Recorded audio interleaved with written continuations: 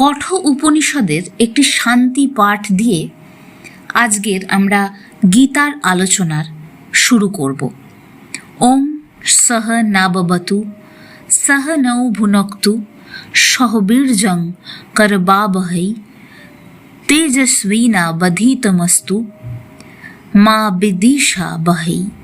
ওম শান্তি শান্তি শান্তি। এর অর্থ হল পরমাত্মা যেন আমাদের সকলকে সমানভাবে রক্ষা করেন, তিনি যেন আমাদের সকলকে সমানভাবে বিদ্যা ফল ভোগ করান, আমরা যেন সমানভাবে সামর্থ্য অর্জন করতে পারি। অধিগত বিদ্যা যেন আমাদের সকলকে তাৎপর্য প্রকাশে তেজস্বী করে তোলে, আমরা যেন পরস্পরকে বিদ্বেষ না করি। ওম শান্তি, ওম শান্তি, ওম শান্তি। ভগবদ্গীতার প্রথম 3টে অধ্যায়ে যোগের দর্শন ও আধ্যাত্মিকতার মূল ভাব তুলে ধরা হয়েছে, যেটার উল্লেখ শ্রীকৃষ্ণ 4র্থ অধ্যায়ের সূচনাতে করেছিলেন। বাকি 14টা অধ্যায়ে সেই দর্শনেরই পুষ্টি সাধন করা হয়েছে, কিন্তু শ্রীকৃষ্ণের আদি বাণীর সার ব্যাখ্যাত হয়েছে 2য় আর 3য় অধ্যায়। গীতার উদ্দেশ্য কি না, নরনারীর মধ্যে যে আধ্যাত্মিক শাশ্বত সত্য রয়েছে সেটাই মানুষকে উপলব্ধি করতে সাহায্য করা, সেই সঙ্গে বুঝতে সাহায্য করা যে সব মানবীয় লক্ষ্যগুলোর কথা আমাদের সংবিধানে বলা হয়েছে এবং এই যুগের মানব যেগুলির সন্ধান করছে। ঠিক সেই কারণেই ভগবদ্গীতার বাণী আজকে ধর্মনিরপেক্ষভাবে বিশ্বের বিভিন্ন প্রান্তে ছড়িয়ে পড়ছে। আর আমাদের নিজেদের ক্ষেত্রে আধুনিক যুগে গীতাকে বুঝতে হবে এমন একটা দৃষ্টিকোণ থেকে যা আমাদের চিরাচরিত প্রথা থেকে আলাদা। অতীতে বেশিরভাগ মানুষই গীতা পড়তেন পুণ্যের আকাঙ্ক্ষায়, একটু মানসিক শান্তির আশায়। আমরা কখনো এটা বুঝতে পারিনি যে গীতা হচ্ছে তীব্র বাস্তবমুখীনতার একটা মহাগ্রন্থ। বুঝতে পারিনি যে প্র্যাকটিক্যাল বেদান্তের সর্বশ্রেষ্ঠ গ্রন্থ, যা পূর্ণ বিকশিত মানুষের এক সমাজ গড়ে তুলতে আমাদের সাহায্য করার ক্ষমতা রাখে। আমরা গীতা শিক্ষার বাস্তব প্রয়োগের দিকটা এড়িয়ে গিয়েছি। যদি তা পারতাম, অর্থাৎ ভারতীয়রা যদি এই বিষয়ে সচেতন হতেন, তাহলে 1000 বছর ধরে যে সমস্ত বৈদেশিক আগ্রাসন, আভ্যন্তরীণ জাতিদ্বন্দ্ব, সামন্ততান্ত্রিক শোষণ ও গণদারিদ্র্য ভারতবর্ষকে অতীতে সহ্য করতে হয়েছে, সেগুলো করতে হতো না। গীতাকে আমরা আসল গুরুত্ব সহকারে গ্রহণ করিনি, কিন্তু এখন সেটা করার সময় এসেছে। আমাদের দরকার এমন একটা দর্শন যা মানুষের আত্মমর্যাদা, স্বাধীনতা ও সাম্যের ভিত্তিতে এক নতুন জনকল্যাণকামী সমাজ গড়ে তুলতে সাহায্য করতে পারে। আধুনিক ভারতবর্ষে আমরা আমাদের সামনে এই লক্ষ্য স্থাপন করছি এবং এই ভাব সারা পৃথিবীর মানুষকেও অনুপ্রাণিত করছে। গীতায় এমন এক দর্শন রয়েছে যা মানুষের হৃদয়কে, মনকে সেই লক্ষ্যের উদ্দেশ্যে পরিচালিত করবে, নিয়ন্ত্রিত করবে। আধুনিক যুগে গীতাকে প্রথম এইরকম এক দিশা, বাস্তবমুখী দিশা প্রদান করেছিলেন স্বামী বিবেকানন্দ। বহু হাজার বছর আগে শ্রীকৃষ্ণ এটাকে এক বাস্তবমুখী দর্শন রূপে উপস্থাপন করলেও আমরা কিন্তু তাকে একটা পুণ্য ফলদায়ী গ্রন্থ মাত্রে পরিণত করে ফেলেছিলাম। এখানে গীতাকে আমরা তুলনা করতে পারি দুধের সঙ্গে। সেই দুধ গাভী অর্থাৎ বেদ সমূহ থেকে দোহন করছেন যে গোয়ালা বা দগ্ধা, তিনি ভগবান শ্রীকৃষ্ণ। সেই দুধ কি কাজে লাগবে? সেই দুধ পূজায় ব্যবহারের জন্য নয়, সেই দুধ পান করে পুষ্ট হওয়ার জন্য। কেবল তবেই শক্তি লাভ করা যাবে। কিন্তু শত শত বছর ধরে আমরা সেই দুধ ভর্তি পাত্র ফুল চন্দন দিয়ে পূজা করেছি, প্রণাম করেছি, কখনো সেই দুধ পান করিনি। তাই আমরা দুর্বল, শারীরিক, মানসিক, সামাজিকভাবে। এই অবস্থার পরিবর্তন হবে যদি আমরা এখন সেই দুধ পান করতে ও হজম করতে আরম্ভ করি। তাতে আমাদের সুবিধা হবে চারিত্র শক্তি গড়ে তুলতে, কর্মে দক্ষতা আনতে, সেবা ভাব জাগিয়ে তুলতে এবং জাতির ভাগ্য নতুন করে রচনা করতে। আজকে আমরা ভগবদ্গীতার একটা অংশ নিয়ে আলোচনা করব। আমরা মূল ভগবদ্গীতা ধরে পাঠ আরম্ভ করার একটা প্রয়াস করছি প্রথম অধ্যায় থেকে, অর্থাৎ অর্জুন বিষাদ যোগ, যার অর্থ অর্জুন বিষাদের যোগ। এটা ভগবান শ্রীকৃষ্ণ আর অর্জুনের মধ্যেকার কথোপকথন, কিভাবে এটা আমাদের কাছে এসছে। এখানে একটা তৃতীয় চরিত্র আছে, তিনি হলেন কৌরবদের দৃষ্টিহীন সম্রাট ধৃতরাষ্ট্রের মন্ত্রী সঞ্জয়।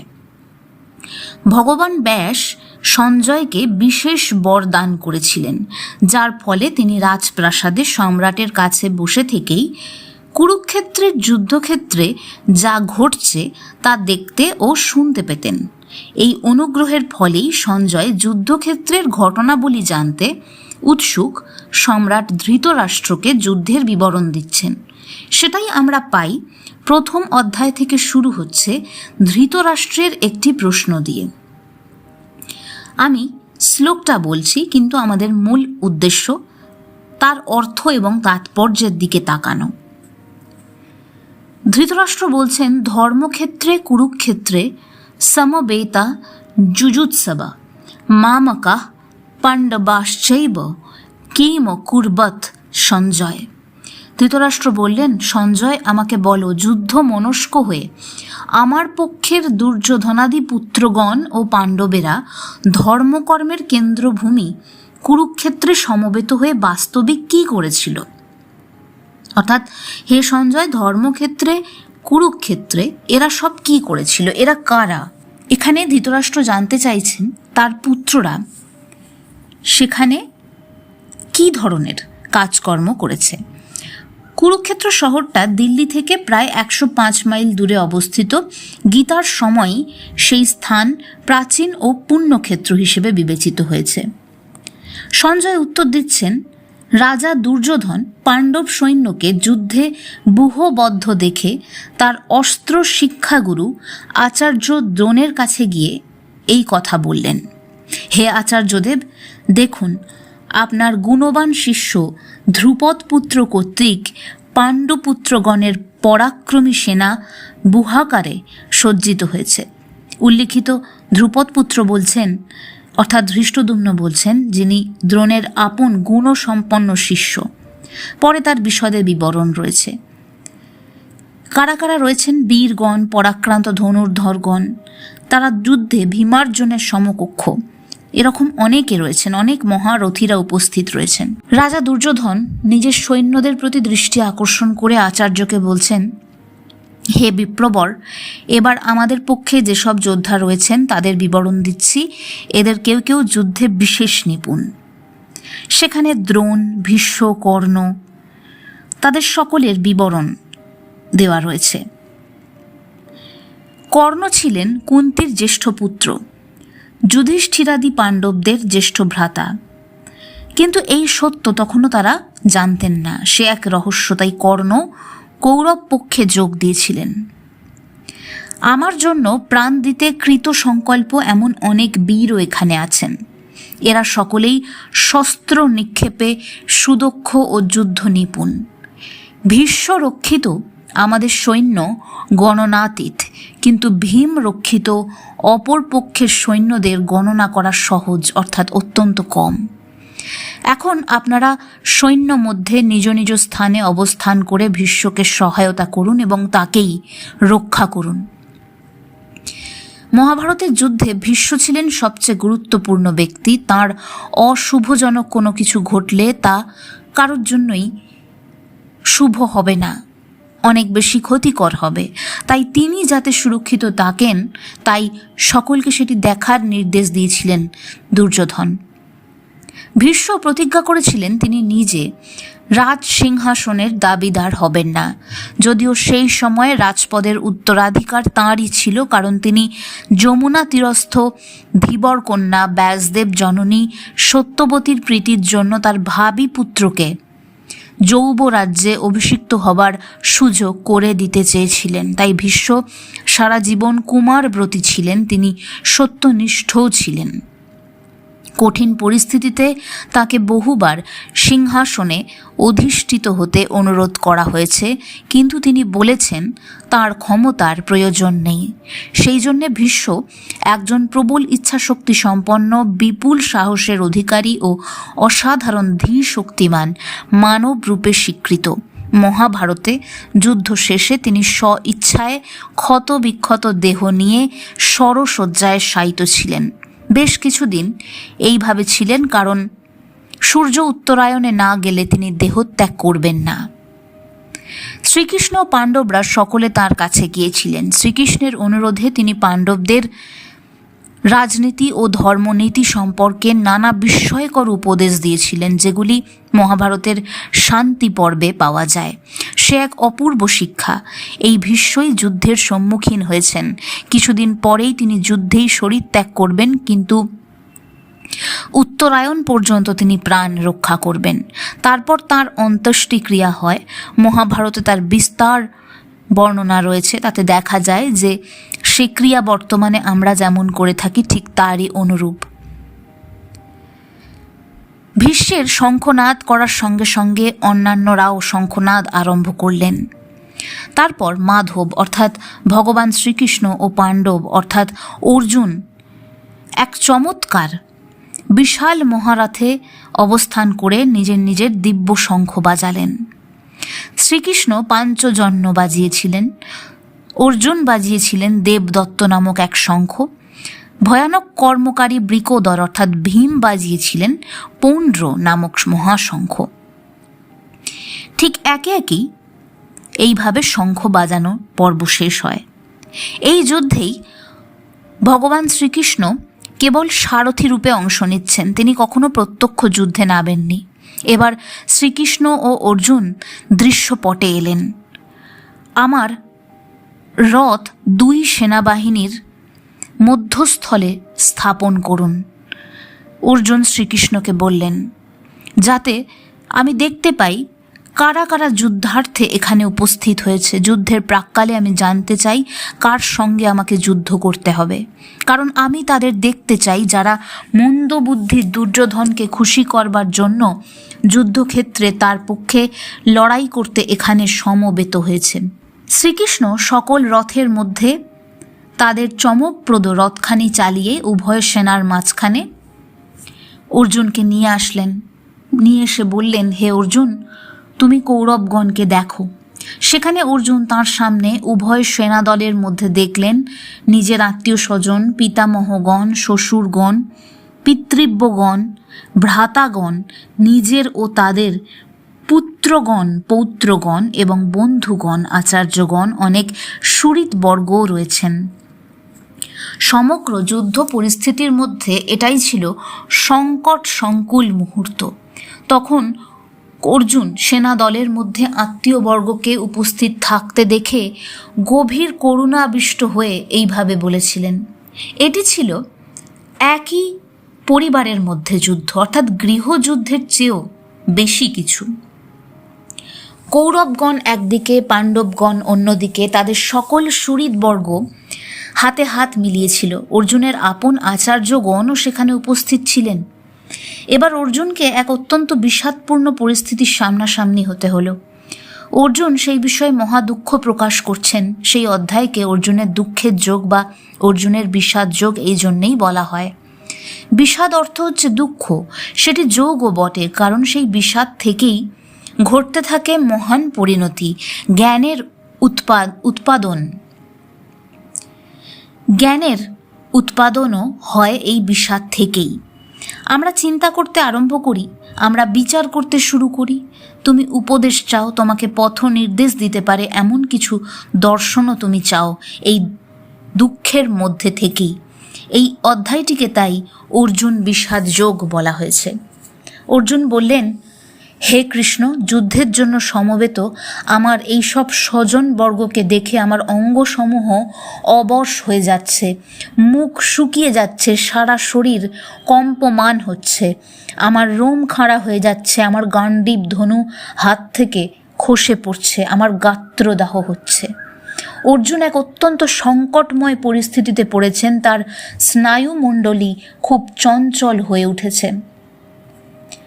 হে কেশব, আমি সোজা হয়ে দাঁড়াতে পারছি না, আমার মনও যেন ঘুরছে, আর অমঙ্গল সূচক লক্ষণসমূহ আমি দেখতে পাচ্ছি।